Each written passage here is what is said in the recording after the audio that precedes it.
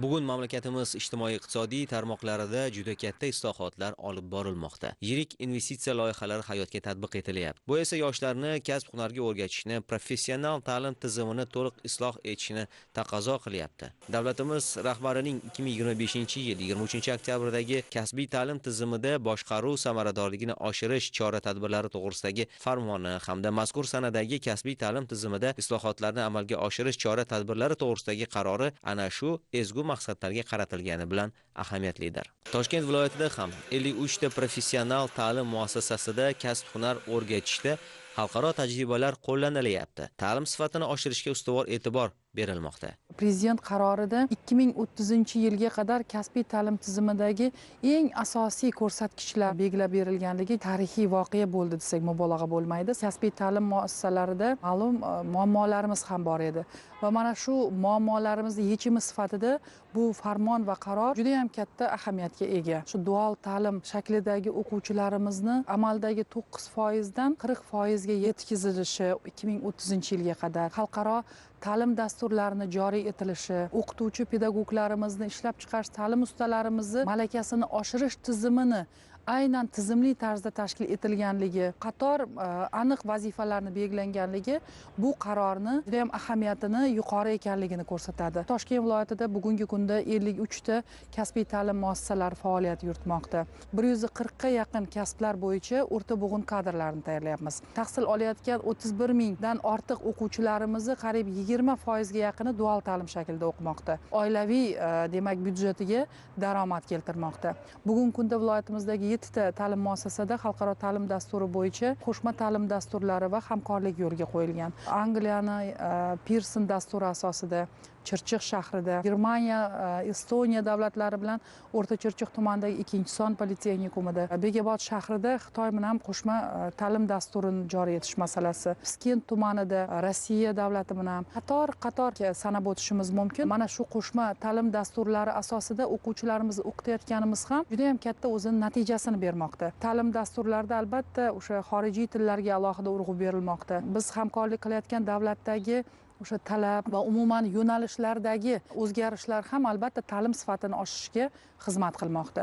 Viloyatning O'rta Chirchiq tumanidagi kasb-hunar maktabi politexnikumga aylantirildi. Ta'lim muassasasining moddiy texnika bazasi mustahkamlandi. Tumanning iqtisodiyot tarmoqlaridagi talabdan kelib chiqib, qo'shimcha yo'nalishlar ochildi. Politexnikumda asosiy e'tibor yoshlarga zamonaviy kasb-hunarlarni o'rgatishga qaratilmoqda. Shuningdek, dual ta'lim tizimi bo'yicha 30 dan ziyod korxona bilan hamkorlik shartnomalari imzolandi. O'rta Chirchiq 2-son politexnikumida jami 630 nafar yigit-qizlar tahsil oladi. Ulardan jami 8 yo'nalish bo'yicha bilim ko'nik bilan birib kelmoqdamiz. Raqamli axborotlarni qayta ishlash, avtomobil vositalarini ta'mirlash, tikuvchi to'quvchi yo'nalishlari, mebelsozlik, o't o'chiruvchi, bank nazorati yo'nalishlari mavjud. Kasb-hunar maktabida biz faqatgina 9-sinf bitiruvchilarni o'qishga qamrab olardik. Politexnikum bo'lganimizdan keyin 9 va 11-sinf bitiruvchilarni o'qishga qamrab olyapmiz. Prezidentimizning qaror farmonlari juda ham katta imkoniyatlar ochib berildi. Barcha professional ta'lim muassasalarini, kasbiy ta'lim muassasalarini xalqaro ta'lim dasturlari bilan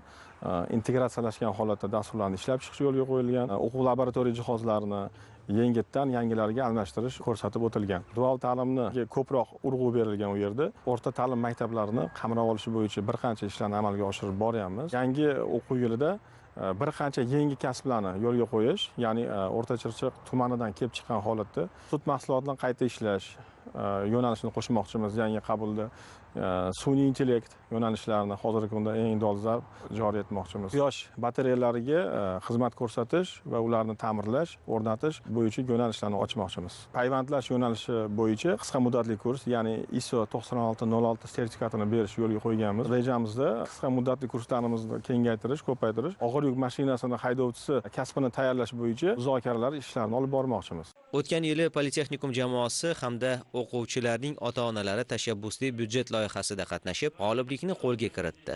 Ajratilgan 1 milliard so'm mablag' hisobidan 60 ta zamonaviy kompyuter, 15 ta elektron doska va 25 ta tikuv mashinasi xarid qilindi. Tikuvchilik ustaxonasi to'liq jihozlandi va o'quvchi qizlarning aksariyat qismi mazkur yo'nalishga jalb etildi. Bugun ushbu ustaxona tumandagi tadbirkorlik subyektlaridan buyurtmalar qabul qilmoqda. Qizlar kasb-hunar o'rganish barobarida amaliy ish orqali qo'shimcha daromad topishmoqda. Men O'rtacho'chiq tumani Xalqobod mahallasida yashayman va yoshligimdan tikuvchilikka qiziqib kelganman. Uyda oyim o'rgatganlar tikishni singillarimga, o'zimga ko'ylaklar, narsalar tikib o'rganganman va texnikumda tikuvchilik borligini eshitib kelganman. 2 yildan buyon tikuvchilikni yaxshi o'rganyapman. Men bu yerda ayollarni va bolalarni kiyimlarini tikishni o'rgandim. To'g'richoqda, averlokda, rashmada tikishlarni o'rgandim. Kelajakda tikuvchilikni yaxshi o'rganib, o'zim tadbirkorlik qilmoqchiman. Ta'lim muassasamizda jami 259 nafar qizlarimiz o'qiydi. Ularning 50 nafari tikuvchilik yo'nalishiga qamrab olingan.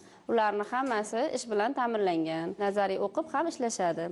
Ishlagan ishlarini oylik maosh qilib qizlariga to'lab beramiz. Amaliyotxonamizda barcha jihozlar bilan to'liq ta'minlangan. 40 ta to'g'richoq mashinalarimiz bor. 6 ta overlock mashinamiz, 2 ta professional maxsus mashinamiz, 2 ta reshma mashinkalarimiz bor. Bu qizlarimiz bitirgandan keyin korxonalar bilan shartnomalar tuzilgan. Qizlarimiz hammasi 100% ish bilan ta'minlanadi. Istagi borlar tadbirkorlik yo'nalishi bilan shug'ullanadi. Ayni yo'nalishda ta'lim olayotgan 25 nafar qiz hududdagi to'qimachilik korxonasida amaliyot o'tamoqda va dual ta'lim shaklida ishlamoqda. Bu yerda ular tajribali ustozlarga biriktirilgan bo'lib, zamonaviy texnologiyalarda ishlashni o'rganyapti. Qilgan mehnatiga yarasha oylik maosh olishmoqda. Men o'zim Politexnikumda 2-bosqich o'quvchisiman. O'tgan yili tikuvchilik sohasidan ko'p narsalar o'rgandim va dual ta'lim shaklida ishlamoqdamiz. Ustozlarimiz bizga ko'p narsalar o'rgatdi tikuvchilikdan. Bu yoqqa kelib, mashinalarni ham o'rgandik. Bu yer sharoitlari yaxshi. Bir oyda o'rtacha 2 million so'mga yaqin oylik olmoqdamiz. Kelajakda tikuvchilikni o'rganib, o'zim korxona ochib, tadbirkorlikni yo'lga qo'ymoqchiman. Men o'zim ham Politexnikum tikuvchilik sohasini bitirib, shu yerga oddiy ishchi bo'lib kirganman. Keyin yillar o'tib, yangi kelganimda men ham bu yerda ishlar haqida bilmasdim. Hozirgi kunda o'quvchi qizlarimiz juda ham ko'p.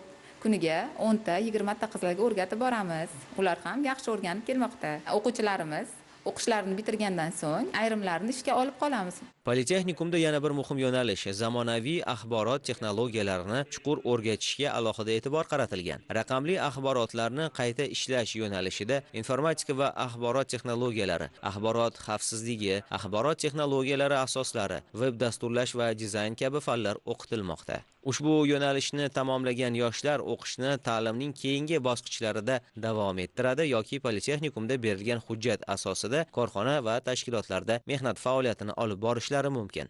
Kompyuterni umuman bilmasdim. Bu yerga kelib tushuncham, ilmim, bilimim bo'ldi. Kompyuter o'zi nima va uning ichki qurilmalari nima, unda qanday saytlari bor va bundan nima maqsadda foydalanish kerak. Bu kompyuter bilganimizdan keyin biz o'zimiz qaysi sohada o'zimizni ko'ra olamiz, hammasini tushundik. Ustozlarimiz yordam berib, kompyuterni tushuntirib, dasturlarda ishlashni o'rgatishdi, savodimizni oshirishdi. Word, Excelda, Access'da ishlashni mukammal darajada o'rgandim va hozir bemalol o'zim bironta dasturni yoki matnni yozib, o'zim bironta sayt yaratib bera olaman.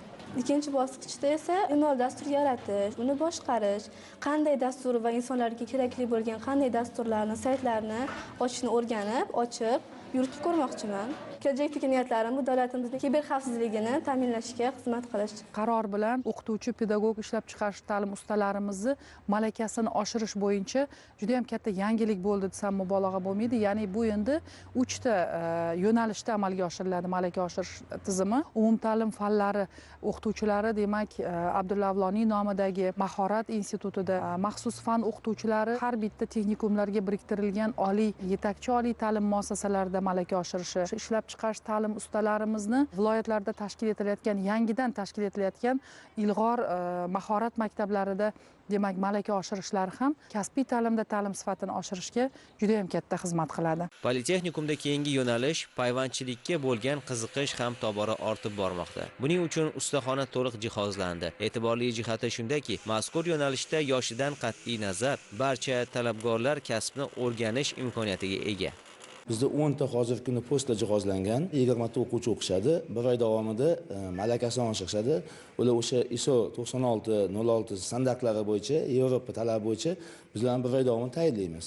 Bir oydan keyin Yevropadan, Latviyadan, Estoniyadan mutaxassislarni chaqiramiz. Ular o'zlari kelib turib, bizani tayyorlagan o'quvchilarimizni imtihon qilishtirib, sertifikat berishadi. 2025-yili 1-apreldan ish boshlaganmiz. 1-apreldan hozirgi kungacha bizda 120 ta o'quvchi sertifikat oldi. Umumiy 150 ta o'quvchi taxminan sertifikat olgan.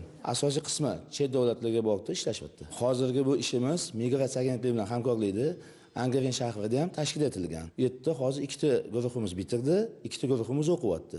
Ya'ni ikkita guruhga qabul bo'lyapti. Bu yerdagi guruhimiz 20-noyabr kuni bitirishadi. Hozir betga yana yangi guruh qabuli boshlangan. Bugun mazkur ustaxonada mamlakatimizning turli hududlaridan kelgan fuqarolar o'z bilim va ko'nikmalarini oshirmoqda. Farg'ona viloyati Dang'ara tumanidaman. 10 yil atrofida hayvonchilik ishlari bilan shug'ullanib kelaman. Yurtmalar bo'yicha har xil peshtaxtalar, buyumlar yashab kelamiz. 2 yil atrofida Germaniyada Kogel zavodida hayvonchilik bilan shug'ullandim. Lekin u yerda hujjat so'raydi, malaka so'raydi. Shu sababli malakani oshirishga harakat qildim. Ijtimoiy tarmoqlarda eshitib, ko'rib, kelib, shu yerda o'qiyapmiz. Malakamizni oshiryapmiz. Bu yerda yarim avtomat asbob-uskunalarda malakamizni oshiryapmiz. Chizmalar bilan ishlash, Yevropa talablariga javob berish darajasidagi ishlarni bajaryapmiz. Maqsadimiz xalqaro sertifikatga ega bo'lib, Yevropalarda ishimizni davom ettirishimiz. Bu yerdagi jihozlar zamon talabiga javob beradigan jihozlar bilan jihozlangan. Shularda tajribamizni oshiryapmiz. Bugungi kunda kasbga yo'naltirish ishlari umumta'lim maktablarining 7-sinfidan boshlab amalga oshirilardi. Qaror bilan belgilab qo'yildiki, mana endi biz maktabgacha ta'lim tizimidan, ya'ni bolani 5 yoshidan boshlab va qolaversa umumta'lim maktablarini boshlang'ich sinflarda va yuqori sinflarda ham mana shu kasblarga bo'lgan munosabat, kasbiy o'sha ko'nikmalarni shakllantirish uchun demakki alohida ishlar tashkil etilishi belgilab qo'yildi. Kasbiy ta'lim agentligi huzurida jamg'armani tashkil etilishi va har yili 600 milliard mablag' ajratilishi joylardagi texnikumlarda moddiy texnik bazani yaxshilanishiga, ta'lim sifatini oshirishiga albatta xizmat qiladi. 9-sinfni tamomlayotgan o'quvchilarni endi qariyb 50% kasbiy ta'limga qamrab olish masalasini ko'targandilar va mana bu masala ham prezidentimizning qarorlarida aniq belgilab qo'yildi. Endi biz 2030-yilga qadar mana shu umumta'lim maktablarini 9-sinfni tamomlayotgan o'quvchilarimizni 50%ni texnikumlarga demak qamrab olib, ularga kasb-hunar sirlarini o'rgatishimiz va albatta kasb-hunar bilan birga xorijiy tillarni o'rgatishimiz aniq maqsad qilib belgilab oldik. Ko'rinib turibdiki, davlatimiz rahbarining farmon va qarorlari professional ta'lim tizimidagi islohotlarni sifat jihatdan yangi bosqichga olib chiqmoqda. Sohaga xorijiy tajribalarning tatbiq etilayotgani o'rta bo'g'in kadrlarining kasbiy malakasini oshirishda, ularning bandligini ta'minlashda muhim ahamiyat kasb etyapti. Bu yangiliklar va tizimli islohotlar mamlakatimizning iqtisodiy salohiyatini oshirishga, aholi bandligini ta'minlashga, kambag'allik darajasini pasaytirishga hamda xalqimizning turmush farovonligini yuksaltirishga xizmat qiladi.